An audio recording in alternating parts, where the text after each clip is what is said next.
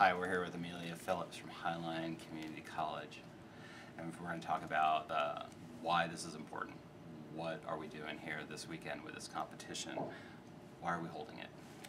Okay, this is the third annual Pacific Rim Collegiate Cyber Defense Competition, and the reason we're holding it is to get the students into how to defend a network. We teach them a lot of things, but they never really have to go up against anything. And this weekend we'll have actual real live hackers going against them, and they'll have to defend their networks against them. Okay. So when students are participating in this, what is the importance of this competition in terms of tying the colleges together? So we have the University of Idaho, correct? Actually, University of Idaho will not be here this year. Okay, so who all is going to be here for the competition this year? For the competition, we will have Highline Community College, Whatcom Community College, University of Washington Tacoma, University of Washington High School, DeVry,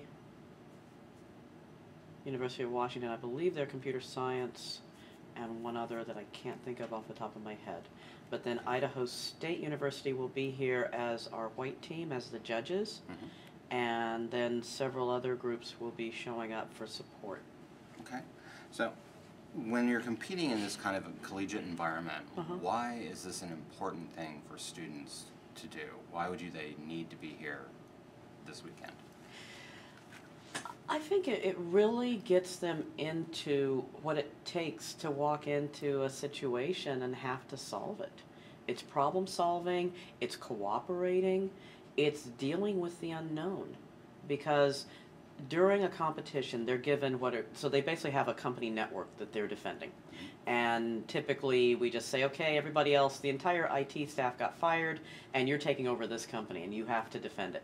And, you know, we want you to change passwords, we want an FTP because the owner is in Barbados, or whatever. And then after about an hour or two of them getting situational awareness, then the red team actually starts attacking them. This is based on the CDX exercises from the military academies, and those were very much geared towards national defense. Because, of course, I mean, the Pentagon's networks are attacked every day. This is more, we need to protect our infrastructure, we need to protect our schools, we need to protect our home networks. People are very concerned about identity theft. And even small companies. 80% of businesses in America are small companies. And therefore, any person who's an IT person needs to know how to defend a small network. Okay. And that's where this is going to come in handy. Okay, so what is a CDX exercise? You mentioned that earlier. These were the exercises that were started by the military academies. And I'm not remembering what the acronym stands for just off the top of my head. But back in about 1999, they came up with the idea that something had to happen, because that was during the dot-com boom, and you know, the internet was just exploding, and they're like, you know, we really need to start protecting this stuff. So in 2001, the military academies, so specifically West Point, and I forget the other two, I believe the Air Force. Air Force in Colorado Springs and Annapolis in Maryland. Annapolis, okay. So those came together and had the first competition. And they had 3 teams in that one. So they had a blue team, a red team, and I believe an orange team. And then that is now in its 9th or 10th year. In 2005, what had happened, once the CDX exercises started, you know, we colleges are like, well, we want to do it too. But they're like, well, you're not military, you know, you don't have a clearance. Because the military academies, of course, can have the NSA, the National Security Administration, as their red team, which is really fun, but we don't qualify. So the University of Texas in San Antonio began the first collegiate cyber defense competitions in 2005. And so we feed into that. So the national competition where the students will go from here, is that correct? Yes. So we're considered a regional competition. So we are the Pacific Rim. So that's including Idaho, Washington, Oregon, Alaska, and Hawaii. And unfortunately, Alaska and Hawaii will be doing it remotely this year in their own competition. Hopefully by next year, many of the other teams will be able to do it remotely who can't afford to physically be here. So there are, I believe, 7 or 8 regions nationally that will show up for nationals, I believe, April 18th in San Antonio. So when the students actually get through this experience, what do you want the students to take away from this experience? What do you want them to go home with? I want them to go home with, number one, teamwork. Okay, to defend their network, we've tried to give them that sense of, okay, yeah, this guy is good at routers, he needs a backup. Okay, this guy is good at writing reports, he needs a backup. And that they work well together. That it's not just the lone wolf sitting out there, you know, it's my network and I'm the only one in it. It's, you have to act as a team in order to completely protect a network. You have to cooperate with each other. You have to communicate with each other. Of, hey, don't do that just now because I need to reset these before you continue. Just simple communication. I want them to take that away. So if a team's not communicating, if they're all going off on their own lone wolf, which has really become kind of the dinosaur in information security, is the team doomed? Do they have a chance of winning this competition? I don't think so. I mean, I won't say that it can't happen, but I think it'll be very difficult. I think it'll be very, very difficult if they're not cooperating with each other. So I want them to definitely come away with that sense of teamwork, because when you go and work for another company, unless you own the company, you don't control who you work with. And that's probably the most important thing for the real world. What do you hope to see the students actually do over the weekend? What do you hope to see them accomplish beyond taking the teamwork and those good ideas home? What do you hope to see them have as a milestone or a marker in their life out of this experience?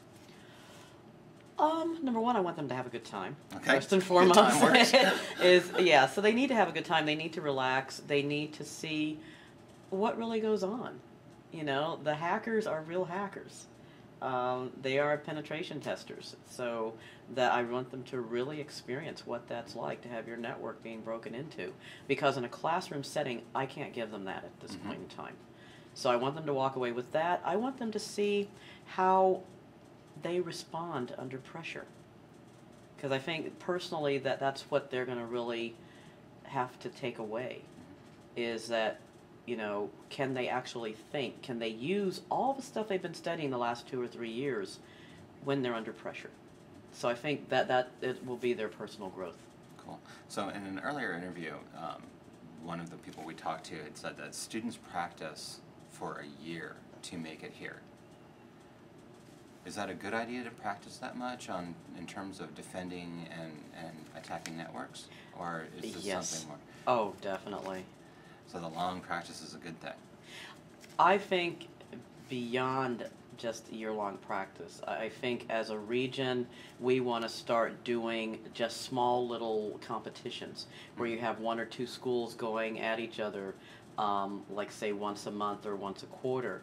And then where you have 3 or 4 teams coming together for a cyber meet, just to practice. Because as much as we may teach people how to do Active Directory, do you really know how to plug all the holes on it? Do you really understand how to lock down a router? Do you understand scripting for a router? That is not something you learn overnight. So yes, practice, practice, practice. So the idea then is that with the colleges, is because colleges traditionally teach theory, but they don't get into practice until they actually hit the first organization they go work at.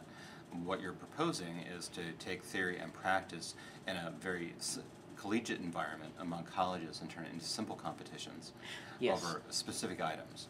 Okay, let's back up just a minute. Is universities tend to stick with the theory.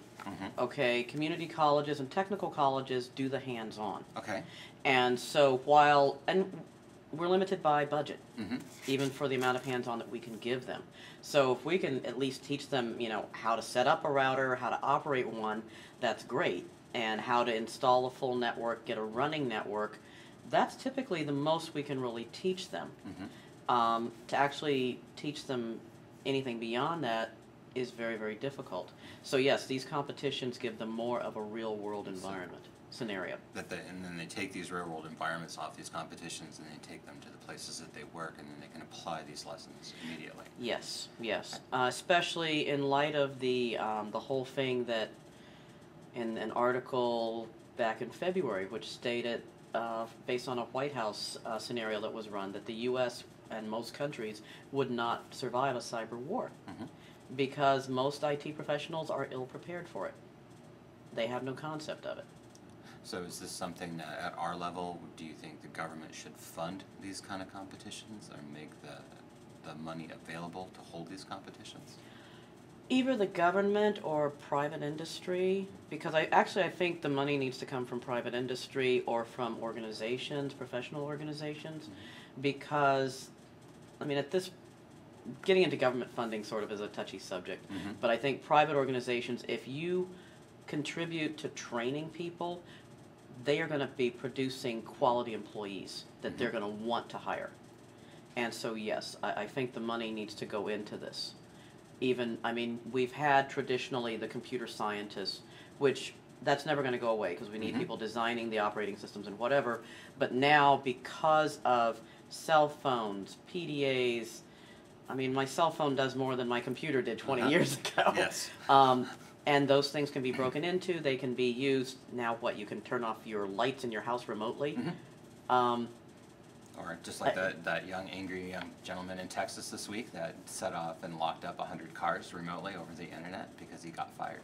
Oh, good Lord. Okay, that one I missed. I missed that article.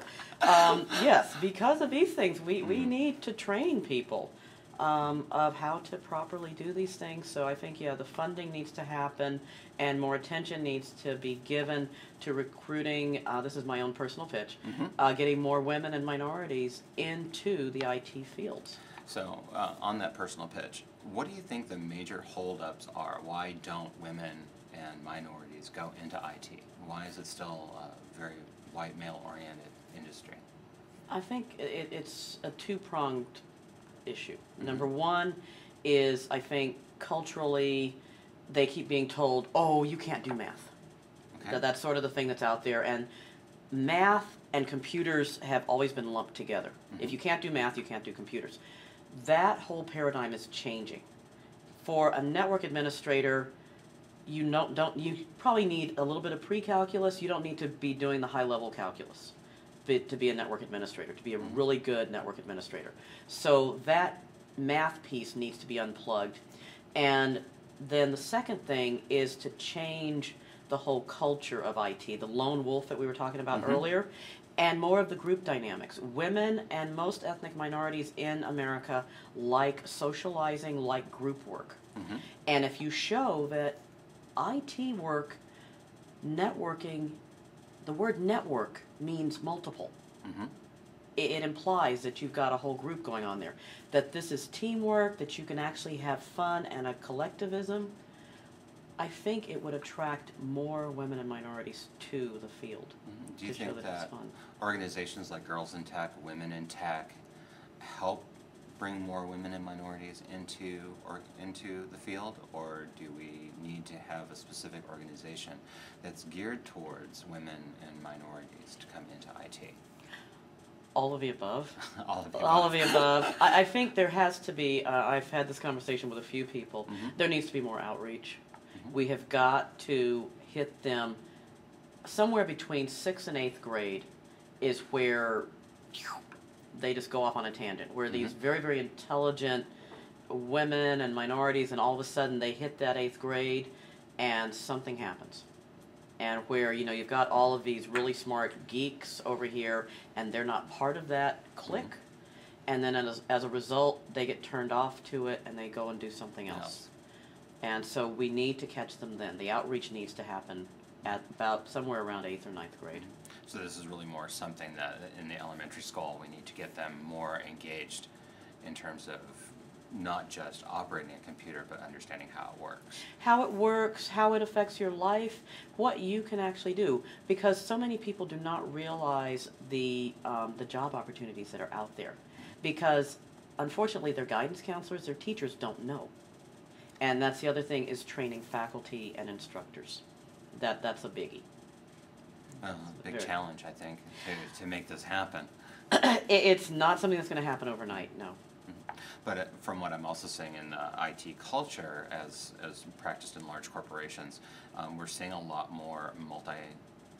demographic, more ethnic groups inside of large organizations like a Sony and a Microsoft. Right. And do you think that those lessons get pulled out and actually applied to the children of these IT workers that are busy in the industry now? I think yes. I think yes. It's similar to almost what happened when women were breaking into the engineering field. Mm-hmm. Just culturally, say 40 years ago, a woman engineer dressed the way the men did, Mm-hmm. in pantsuits and whatever. And now they have gone back to being very feminine. And I think the same thing can be sort of, that step can be skipped here. Mm-hmm. Because we know that it doesn't need to happen. That they can bring their culture, their way of doing things into IT and really influence that now, if that's addressing your question. So and when we see the event over Saturday and Sunday, how many women and minorities will be represented on the teams? Oh boy. Well, our representative from Whatcom did tell me that she has 2 Latino women who will be on her team. I have 1 woman on my team, unfortunately, just 1, out of 3 that were in the class. So I'm definitely, I'm feeling guilty that I have not recruited more women into my program. And I don't know from the other colleges and universities how many will be there, but we shall see, and we'll just see how, if they operate differently, because we do have a research team that's here, and maybe we need to put a bug in their ear that they need to look at that. So if you had one final piece of advice that you would give to people attending this event, what would it be? For the observers or the students? For the students. Have a good time. Have a good time. Thank you, Amelia. It was very nice to have you do this interview. Okay. That's it. Okay. I mean, we digressed by 1 to make sure